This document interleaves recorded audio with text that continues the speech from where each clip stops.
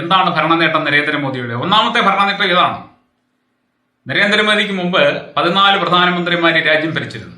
അവരെല്ലാം കൂടി ചേർന്ന് 55 ലക്ഷം കോടി രൂപയുടെ കടമുണ്ടാക്കി വെച്ചിരുന്നു. എന്നാൽ 10 കൊല്ലം ഇന്ത്യ ഭരിച്ച നരേന്ദ്രമോദി ഉണ്ടാക്കി വെച്ച കടം ആ കാലയളവിൽ 105 ലക്ഷം കോടി രൂപയാണ്. 105 ലക്ഷം കോടി രൂപ. 14 പ്രധാനമന്ത്രിമാർ 10-65 കൊല്ലം കൊണ്ട് 55 ലക്ഷം കോടി രൂപ മാത്രമാണ് കടമുണ്ടാക്കി വെച്ചതെങ്കിൽ ഇപ്പോൾ ഇന്ത്യയുടെ പൊതുകടം 160 ലക്ഷം കോടി രൂപയാണ്. അതാണ് നരേന്ദ്രമോദിയുടെ ഒന്നാമത്തെ ഭരണനേട്ടം. നരേന്ദ്രമോദി അധികാരത്തിൽ കയറുമ്പോൾ $1 55 രൂപ കൊടുത്താൽ മതിയായിരുന്നു. എന്നാൽ ഇന്ന് 83 രൂപ കൊടുക്കണം. രൂപ തകർന്ന് തരിപ്പണമായി. രണ്ടാമത്തെ ഭരണനേട്ടം. അന്താരാഷ്ട്ര മാർക്കറ്റിൽ ക്രൂഡ് ഓയിലിന് വില കുറഞ്ഞു. വില കുറഞ്ഞിട്ടും നരേന്ദ്രമോദി ഇന്ത്യക്കാർക്ക് പെട്രോളും ഗ്യാസും ഡീസലും വിറ്റത് കൊള്ള വിലയ്ക്ക്. അതാണ് അടുത്ത ഭരണനേട്ടം. കൊറോണ വന്നപ്പോൾ യൂറോപ്യൻ രാജ്യങ്ങളൊക്കെ നിരോധിച്ച കോവിഷീൽഡ് എന്ന് പറയുന്ന വിഷ വാക്സിൻ ഇന്ത്യയിലെ ജനങ്ങൾക്ക് കൊടുത്തു. ഇന്ന് ഇന്ത്യയിലെ ജനങ്ങൾ രക്തം കട്ട പിടിച്ച് മരിക്കാനുള്ള ഒരു സാധ്യതയും പേറിക്കൊണ്ട് നടക്കുകയാണ്.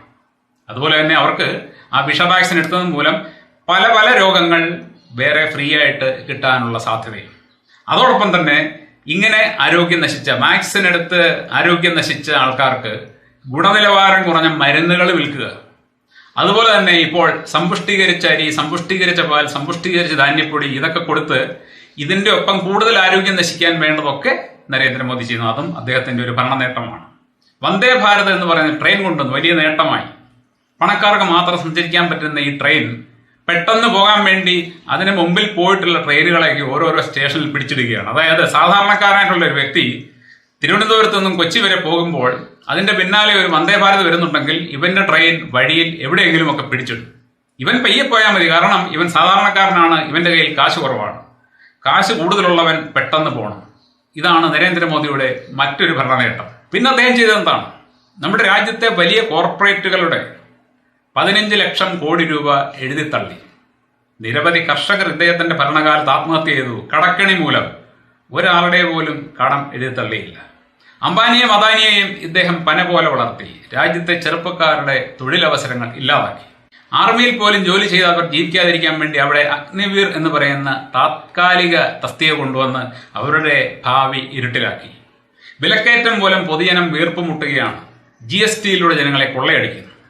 ഞാൻ അധികാരത്തിൽ വന്നു കഴിഞ്ഞാൽ അങ്ങ് സ്വിസ് ബാങ്കിലുള്ള പണം മുഴുവനോട് കൊണ്ടുവന്ന് വീതിച്ചു നൽകുമെന്ന് പറഞ്ഞ നരേന്ദ്രമോദിയാണ് ഇവിടുത്തെ ജനങ്ങളെ GSTയിലൂടെ കൊള്ളയടിച്ച് അവരുടെ പോക്കറ്റ് മുഴുവൻ ഊറ്റിയെടുക്കുന്നത്. റെയിൽവേയുടെ കാര്യം നിങ്ങൾക്കറിയാം. അധികാരത്തിൽ വന്ന സമയത്ത് തന്നെ ഞാൻ ഇന്ത്യൻ റെയിൽവേയെ ലോക നിലവാരത്തിൽ എത്തിക്കുമെന്ന് പറഞ്ഞ് ചാർജ് കൂട്ടിയ മനുഷ്യനാണ് നരേന്ദ്രമോദി. പിന്നീട് ചാർജ് പലതവണ കൂടി. പക്ഷേ നിങ്ങൾ ഇന്ന് നോക്കണം, ഇന്ത്യൻ റെയിൽവേയുടെ നിലവാരം ഇപ്പോൾ ലോക നിലവാരത്തിൽ തന്നെയാണ്, അതായത് ആഫ്രിക്കൻ ലോക നിലവാരം. അപ്പോ നരേന്ദ്രമോദിക്ക് ജനങ്ങളുടെ മുമ്പിൽ പറയാനുള്ള ഭരണനേട്ടങ്ങളാണ് ഞാനീ പറഞ്ഞത്. ഈ ഭരണനേട്ടങ്ങൾ കൊണ്ട് അങ്ങോട്ട് ചെല്ലാൻ പറ്റും. അപ്പോൾ പറയാനായിട്ട് യാതൊന്നുമില്ല. 10 കൊല്ലം ഇന്ത്യ ഭരിച്ചിട്ടും അവകാശപ്പെടാൻ യാതൊരു ഭരണനേട്ടവുമില്ല. അതുകൊണ്ട് ഞങ്ങൾക്ക് ആകെപ്പാടെ അറിയാവുന്ന പണി വർഗീയത പറയുക എന്നുള്ളത് മാത്രമാണ്. വർഗീയത പറഞ്ഞു കഴിഞ്ഞാൽ അതിൽ വീഴുന്ന കുറെ ആൾക്കാർ ഈ രാജ്യത്തുണ്ട്. അവരുള്ള കാലത്തോളം ഞങ്ങൾ അധികാരത്തിൽ വരും എന്നാണ് നരേന്ദ്രമോദിയുടെ ചിന്ത. പക്ഷേ ഞാൻ അദ്ദേഹത്തോട് ഒരിക്കൽ കൂടി പറയുകയാണ്, താങ്കൾ എന്ന് പറയുന്ന വ്യക്തിക്ക് എത്ര വേണമെങ്കിലും തറയാകാം, എത്ര വേണമെങ്കിലും ചീപ്പാകാം, ഒരു കുഴപ്പമില്ല. പക്ഷെ പ്രധാനമന്ത്രി, രാജ്യത്തിന്റെ പ്രധാനമന്ത്രി ചീപ്പാകാൻ പാടില്ല. രാജ്യത്തിന്റെ പ്രധാനമന്ത്രി ഇവിടുത്തെ ജനങ്ങളെ ഒരുമിപ്പിച്ച് നിർത്തേണ്ടവരാണ്. വർഗീയത പറയാൻ പാടില്ലാത്ത ആളാണ്. ജനങ്ങളെ തമ്മിൽ ഭിന്നിപ്പിക്കുന്ന ഒരു പരാമർശം പോലും നടത്താൻ പാടില്ലാത്ത ആളാണ്. പക്ഷെ താങ്കളതെല്ലാം തെറ്റിച്ചു. താങ്കൾക്ക് ആകെപ്പാടെ അറിയാവുന്ന ഏക മാർഗം വർഗീയത ഉണ്ടാക്കി ജനങ്ങളെ തമ്മിൽ ഭിന്നിപ്പിച്ച് അവരിൽ കുറെ ആൾക്കാരുടെ സപ്പോർട്ടിൽ അധികാരത്തിൽ വരിക എന്നത് മാത്രമാണ്. എന്നാൽ ഇത്തവണ താങ്കളുടെ ആ തന്ത്രം വിലപ്പോകാൻ പോകുന്നില്ല എന്ന് വിനീതമായിട്ട് അറിയിക്കുകയാണ്. കാരണം രാജ്യത്തെ ബഹുഭൂരിപക്ഷം ജനങ്ങളും താങ്കളെ തിരിച്ചറിഞ്ഞു കഴിഞ്ഞു.